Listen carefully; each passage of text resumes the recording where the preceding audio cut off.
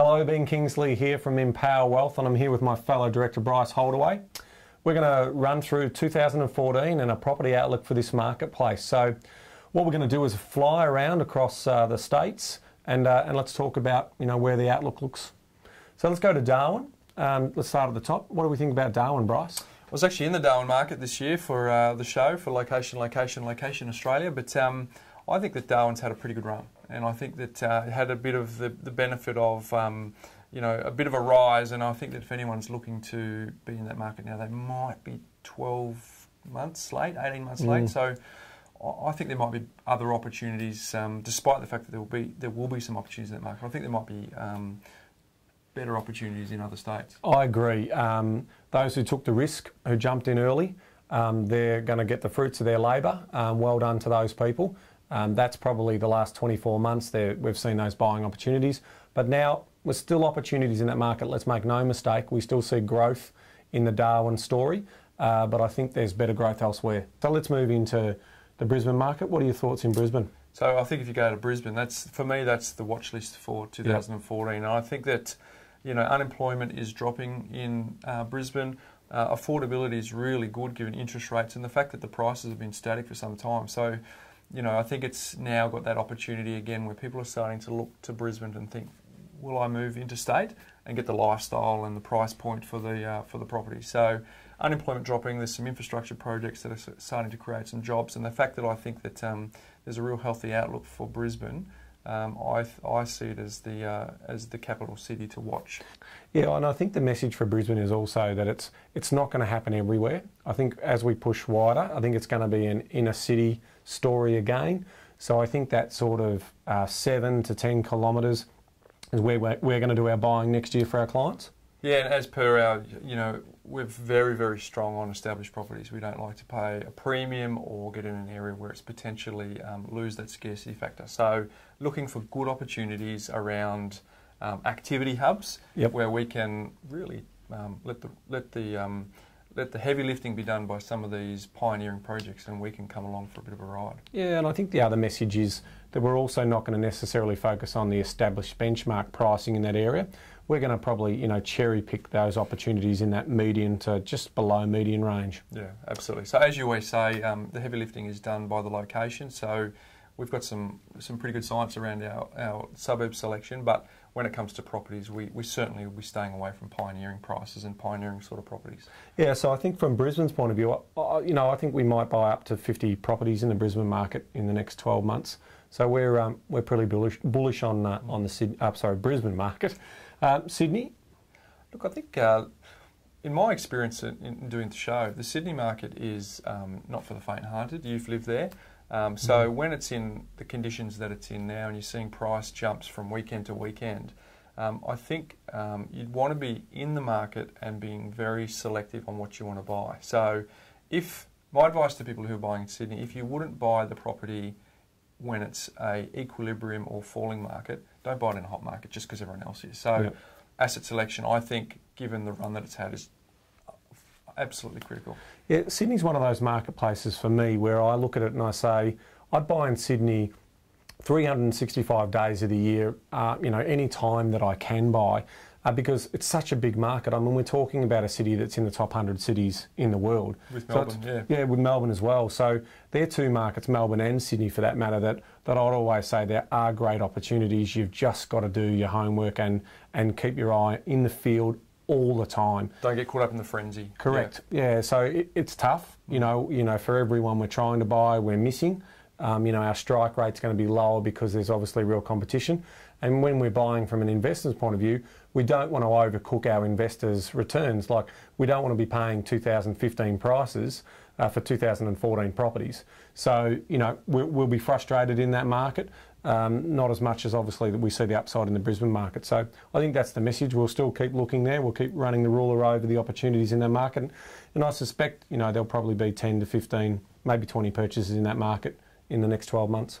It is a strong metropolis. The breadth and depth of industry and opportunity for income in that city is the best in the country. So it always has to be a strong market. Yeah, look, it's an international city, so we're bullish on that.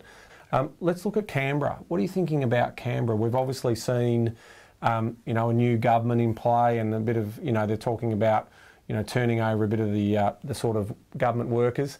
That's obviously a little bit of a worry for me. Do you have a view on that? Yeah, I mean, the Rudd government through the GFC employed a lot of people to try and spend our way out of trouble, which was good because it, you know, Kept and the incomes in the economy city turning over. Yep. Now the opposite's happening as the change of government means that some of those jobs are being culled, and that's got to have an impact on the property market. So at this stage would be a wait and see. Yeah, so, you know, at Canberra, look, again, there will be buying opportunities there, but we would normally start our searches outside of the Canberra market in the next 12 months. Yeah.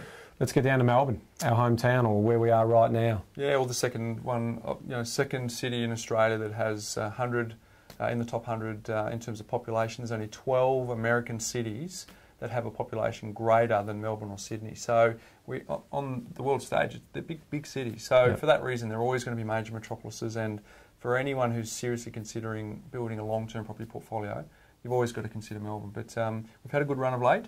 So it's important to know that the rising tide won't lift all ships. We do. You know, our challenge again, majority of our clients are Melbourne-based. We've got clients all over the world. You know, we'll buy 100 odd properties in the Melbourne market over the course of 2014, if not more. So we're still seeing great buying opportunities, and we've got more, you know, foot soldiers in our marketplace down here. So we're getting a lot of off-market opportunities through the great work that you and Kate do in our team. And so obviously that's a big message for that particular market. We'll continue to buy in Melbourne. We see it bullishly. ABS indicators, it's going to be a huge metropolis over the course of the next 20, 30, 40 years. So we've got some real safety around the scarcity of the land in that inner city areas and really the planning control. So those properties are going to do really well.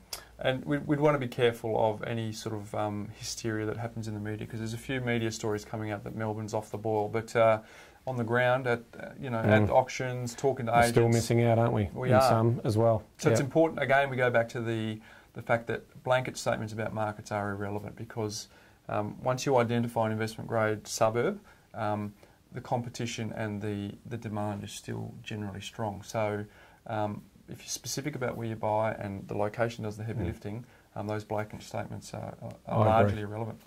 So let's wrap up Tassie. Sorry guys, no go for Tassie. No population, huge unemployment, economic impact statement, you know, not a go zone, so we won't spend too much time on Tassie. South Australia, Adelaide?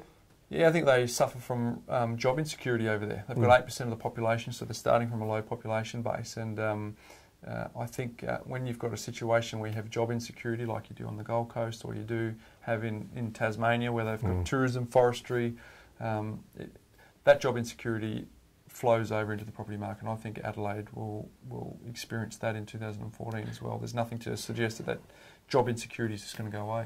Yeah, look, I mean, as a lifestyle city, it's got great weather, it's got great opportunities there, but from an economic point of view, it doesn't sort of tick all our boxes. So again, could you find opportunities in the Adelaide market? Yes, but the science is a little bit more difficult in the Adelaide market. It's not a centralised, you know, latte-driven society.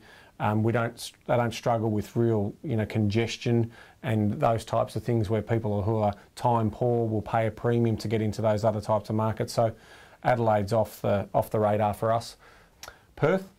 Yeah, my hometown. So I think Perth, you've got two kind of industry groups, don't you? The people that work in the mining industry have got plenty of cash, and then the rest of the marketplace. So I think Perth's performed strongly. And I just see it being a consistent performer in 2014 without doing anything like it's done in the immediate past. Yeah, I agree with that statement. There's growth. There's definitely growth in 2014 for Perth. The pockets are going to be the story again. New areas are going to miss out.